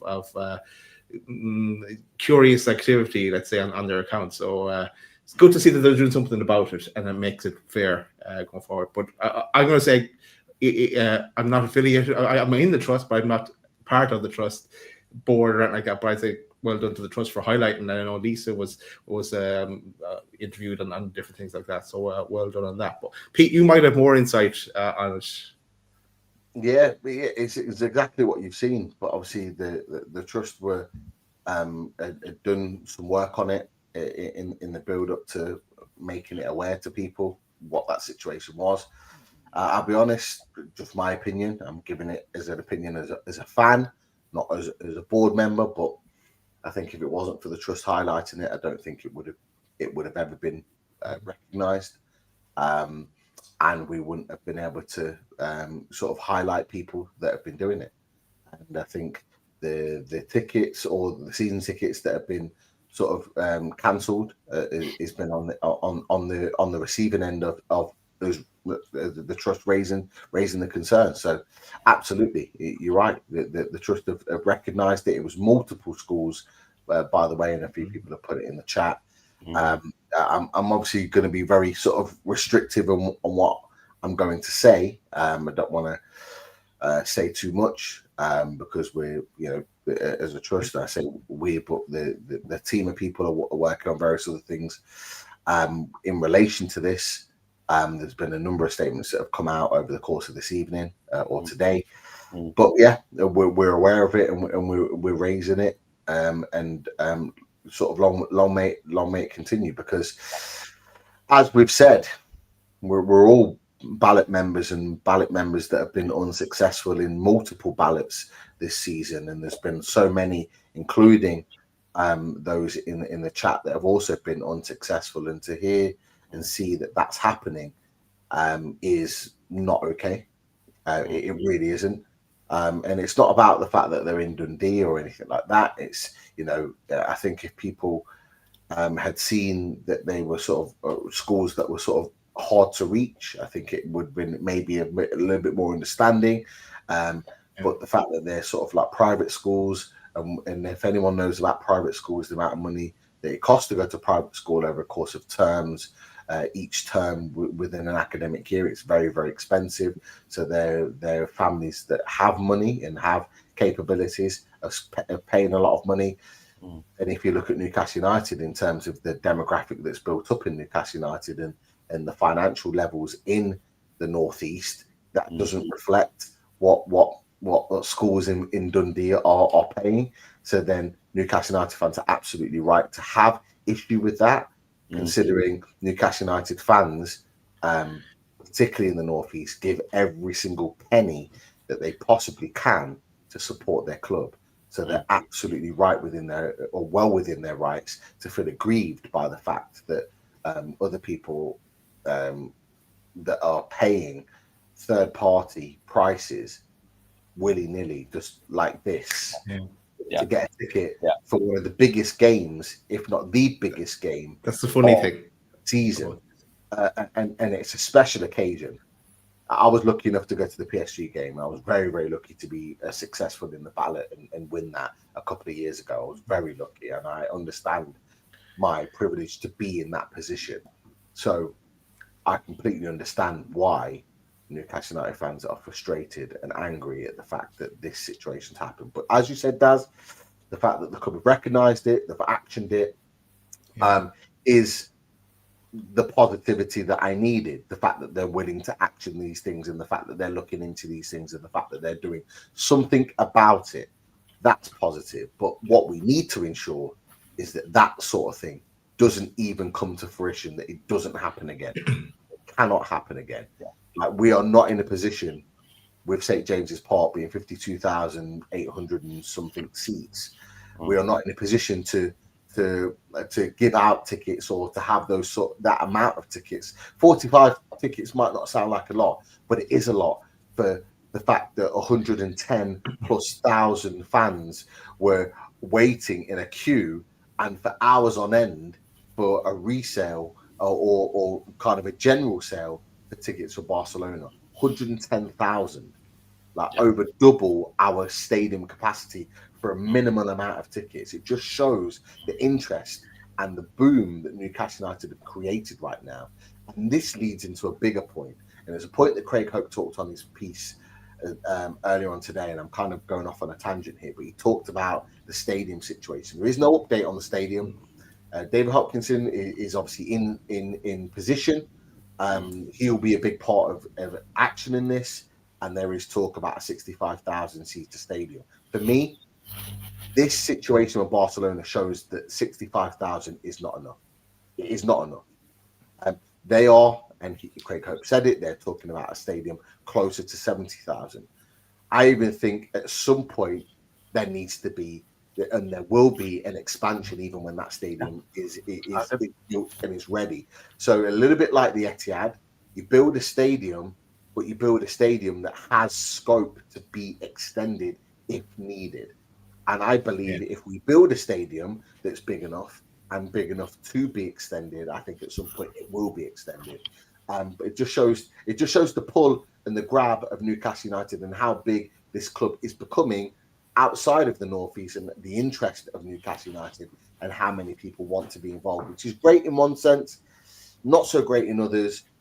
People lose out in one or two moments, but it just shows that the club is growing and we are becoming a seriously big club, which means We need to keep pushing. We need to keep getting points on the board. We need to keep winning matches, and of course, we need to keep getting Champions League football to get to that point. So, I've started ticket related. I've gone off on a tangent, but it all links into the point that we've just made.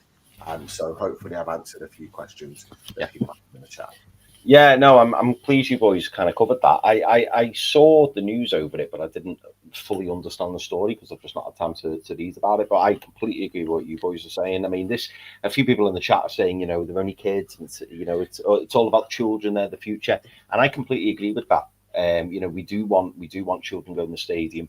My daughter, Summer, who most of you will know, you know, comes on the channel now and again.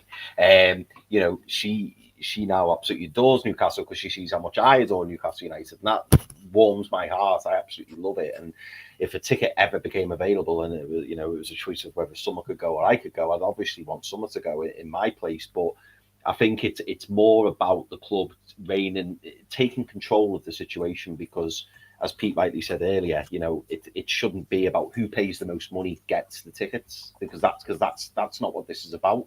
It's about it being, you know, fair. And someone else in the chat mentioned, you know, the membership system is in place to allow people to enter the ballot, and then if tickets are being sold outside of the ballot to the highest bidder, that just doesn't really sit right, and I just don't think that's right. So no, I'm pleased it's been rectified. And in terms of the stadium, boys, yeah, for me, I'll be honest. I'll say it now. I would be disappointed if we built a 60,000 stadium, because I think we should be building bigger.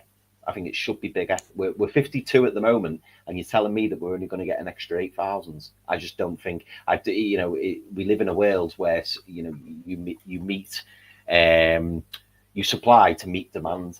And for me, the demand is at least 70,000. I really do believe that, and I think if you go with 70,000 as a buffer, just to be cautious, but as you mentioned there, Pete, having the opportunity to expand if needed. But for me, the minimum should be 70,000. And you look at the other stadiums, the likes of the Emirates, the likes of Old Trafford. Old Trafford's 75,000, so now that's falling apart. We should be aiming for at least 70 with the scope to extend. I don't think 60. We just continue the same problem. If we're 60, if we've got 110,000 people waiting to get a ticket, why are we only expanding by 8,000? It just doesn't make sense to me. It's got to be minimum 70. I made the point right on our takeover, and people didn't like it, particularly Man City fans didn't like it. And it wasn't said to cause issue back in 2021 when we had the takeover.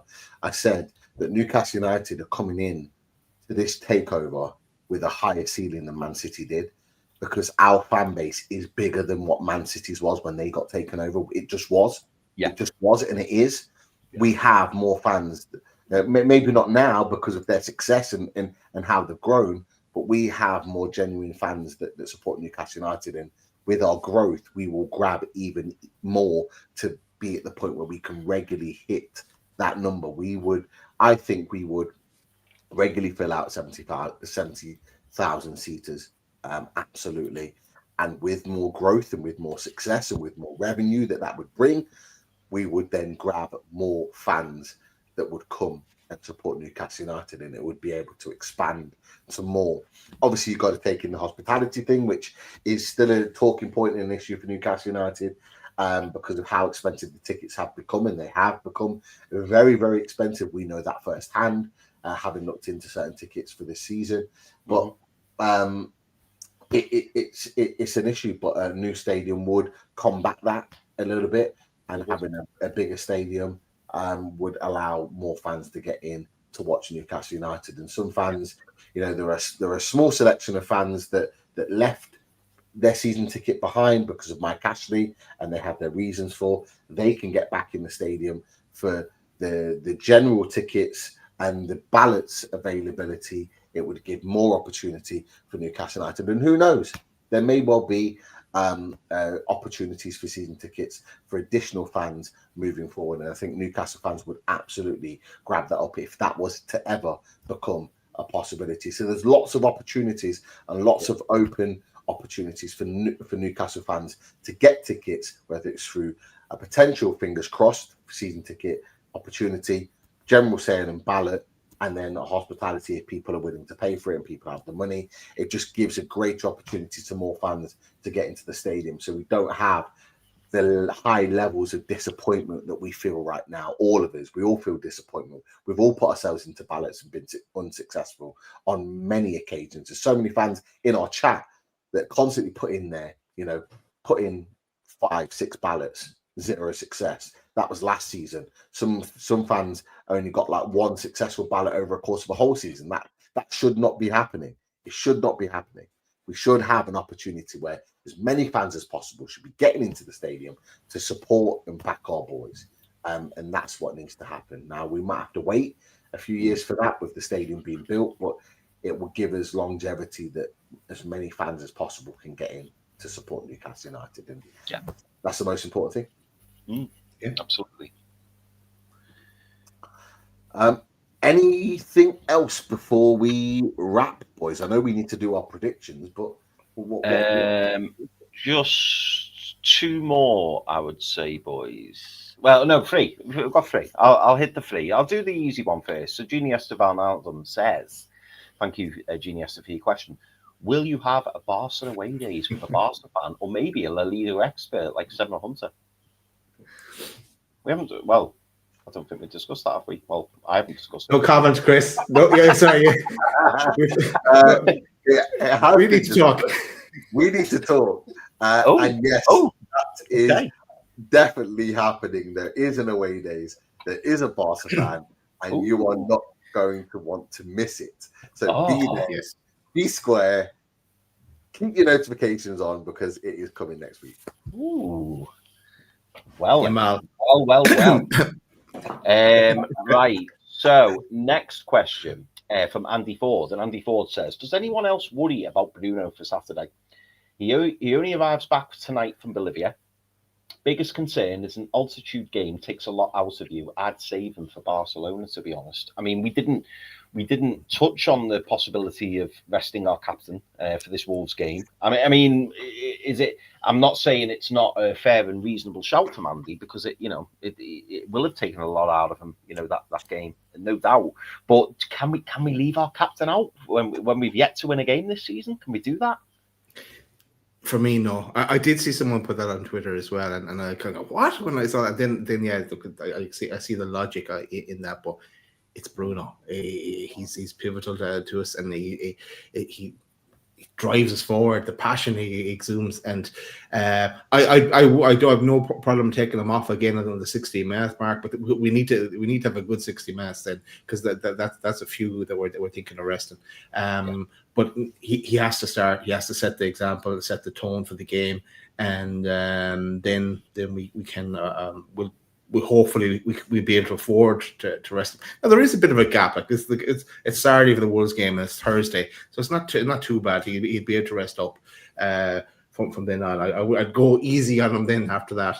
Let's say, but he has to start for me. Yeah, feel the same, Pete? Absolutely. Bruno Guimaraes will start. In an ideal world, we're a few goals up. At 60 minutes, we can give him a break, let him get his rest, ready for Thursday. That's the dream scenario. But yeah, look, Bruno Guimaraes has proven to be an absolute machine. The amount of games he plays, the minutes that he plays on the pitch is higher than anybody else. The ground he covers in matches in general is better than anybody else. Like if there's one guy you want to be able to trust making that sort of journey back and then being able to play well in the game that comes up after that is Bruno Guimaraes. And he's actually, to be fair to him, is actually for the first time in a while coming back after a good international spell. Scored a goal, played well in both games, and you want to be able to, as a player, you'd want to be able to continue that. You want to start. You want to bring that back in. Of course, he's El Capitan, so he'll want to be the guy. So yeah, 100%. Definitely. And big shout out to a good friend of the channel, someone who watches Loaded regularly, and we can let Charlie know that we are watching and we are listening. Because Mike Gent says, question lads, Chelsea hit with 74 charges by the FA today. Likely outcome is a 10 million. Oh yeah, we're watching, Charlie. 12th man on Monday can't come soon enough, Pete. Premier League yet to announce any charges up until tonight. But what just a brief thoughts on that, boys. What are we thinking? Are we thinking that probably will be a fine? Will Wolfie come out all guns blazing? Because there was a lot of talk, wasn't there, of Wolfie getting a parking ticket? I think that's how he best described it. And now Chelsea are seemingly being charged with it. With an offence. Is it what I suppose I'm asking you, boys, is is this the start of something? Is this the start of like the Premier League, hopefully coming down a little bit? The FA have hit Chelsea with the 74 charges. Do we expect the Premier League, to kind of come down hard on Chelsea, or do we not think that will happen? I saw that, and without knowing a lot of the details, I saw that today, and I put a tweet out on it. But if they're coming down hard, and everyone will be the only ones that don't get a fine or get dock points, but they're not going to come down hard. We're the only ones playing by the rules, though, or one of the only ones, I should say, might be more correct. That Chelsea get away with it. They'll get look at 115. This will still go on forever. I'm sure Man City in the Premier League are nearly buddies now at this stage. During the week, Chelsea get away with it. I think it's just talk, and the fine doesn't bother Chelsea either. So no. There was talk, Pete. Again, a bit like Daz. I don't know the full story, but I did see an article and a little line saying that there could be a sporting punishment. I mean, I doubt it, but they're saying that there is a possibility of a sporting punishment. But do you see it being a fine, if there is a fine at all? And do you think that there will be any sporting punishment in terms of points deduction or anything like that? There's no points deduction. There's no transfer ban. We've been around this. We've been around this block before. We know the score. There'll be a fine. It'll be they'll talk about it, and it'll probably get promoted as a significant fine. But it'll be a fine that they're able to pay with petty cash, and they'll just be able to pull it out and just pay it in one.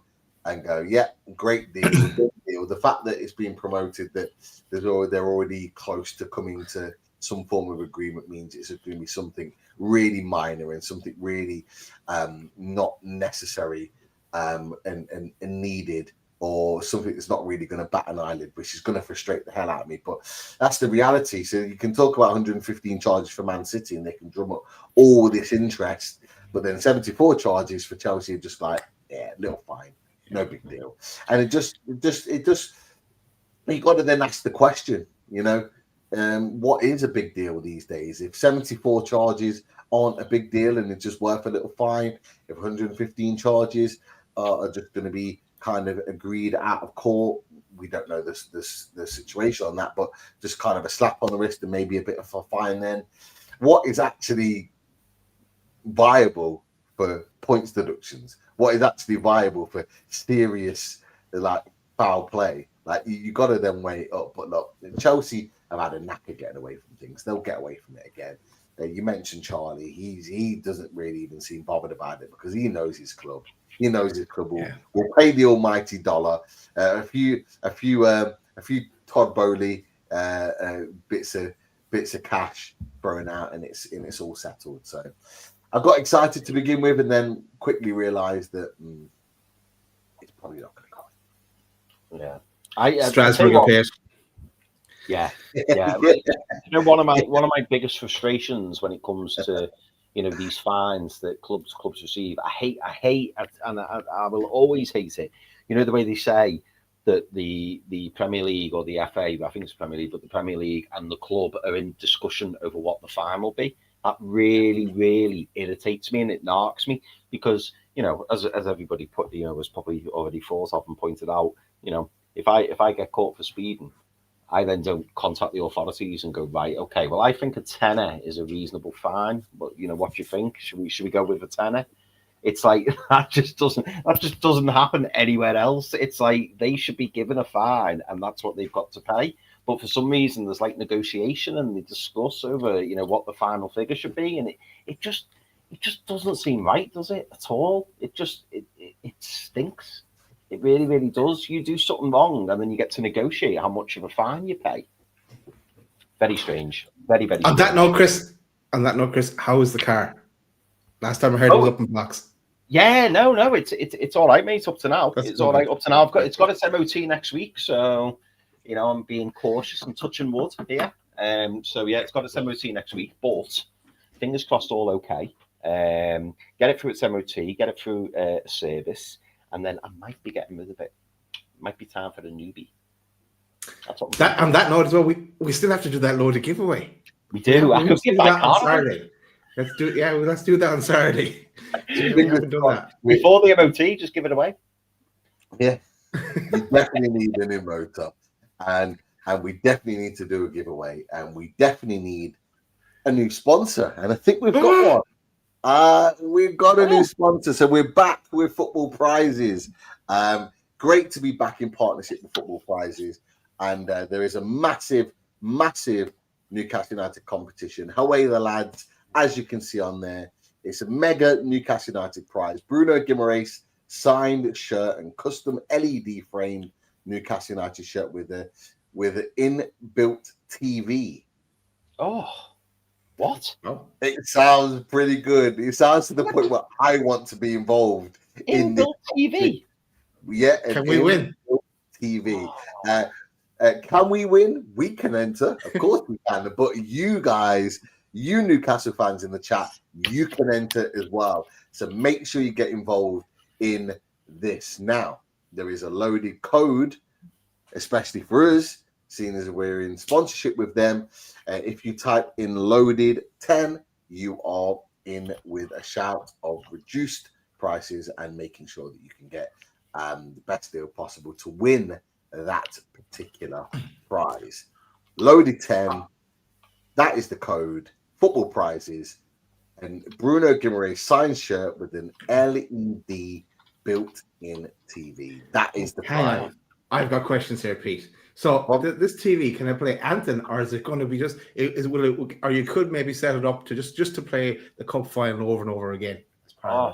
Just the Dan Burn goal, the winning goal, the winning Carabao Cup goal. Dan Burn. There was no other goal.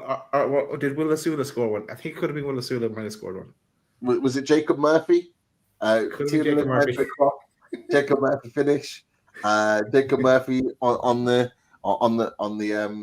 sponsorship board with his arms out in the air. I think that's what it was, wasn't it? Yeah, I think so. Yeah. That's cool. That's some nice prices there. So I must have a proper look at that now. Cool. We will send out more details. We'll get a tweet out. We'll put it in the descriptions and all. The link is in the description now, and it's not that Chris's car is on Saturday. Hang on, this is a different price here. So and it's 39p a ticket, and the link is in the description, and it's also in the chat. 39p, that's 39p. And there's a total of there's 34,999 tickets. There's 2,600 sold already. So get on it. Plenty, and you win prizes along the way, like before. So loads of prizes to be won. Well, funnily enough, I was thinking, boys, I was going to say this post show, but I might say it now. Thinking we are due our loaded giveaway. We said we were going to do a loaded giveaway. Maybe part of the giveaway could be tickets into this prize draw, because people need that telly. People need that telly. That sounds. That's a good idea. Yeah, as well as the car. As well as the car. Yeah. Double bubble.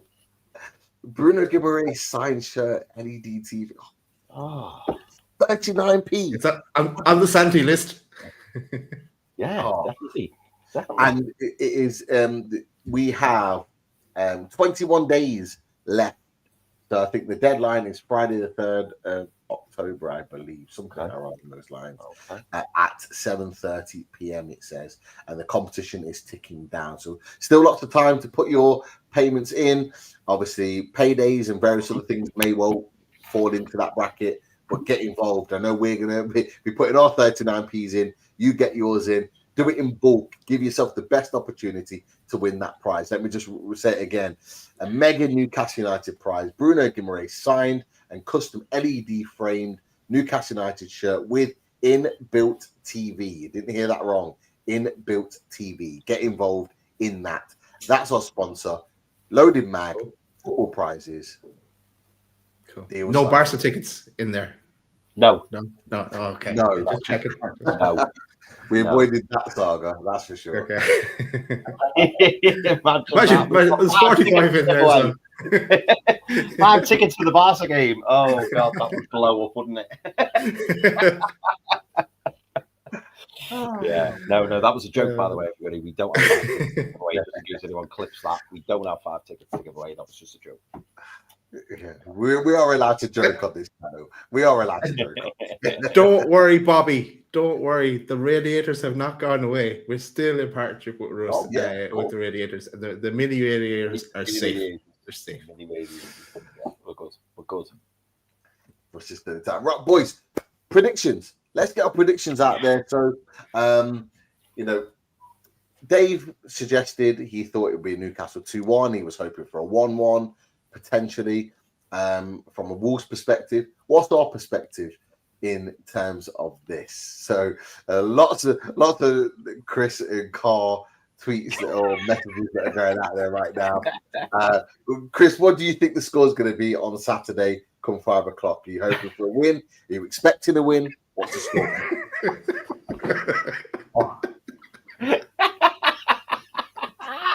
Jordan 2 for life. Brilliant that. Please, my mind is not ready for this right now. Please. That's a good one, Jordan 2 for life. That's great. That is a great one. Yeah, do you know what? Dave obviously predicted Dave's initial prediction, for anyone who missed it. Dave thought that it would be 2-1 to Newcastle. And when he said that, I was a bit, But no, I'm going to stick with my gut feeling. I'm going to say 2-0 to Newcastle. I think we keep a clean sheet. I think the clean sheets keep on coming. And I think that we will beat Wolves 2-0. And I think Nick Voltemade will get his first 2 goal. Ooh. Hot take. Hot take in the room. Hot take. Yeah, I'm there. Dazzler.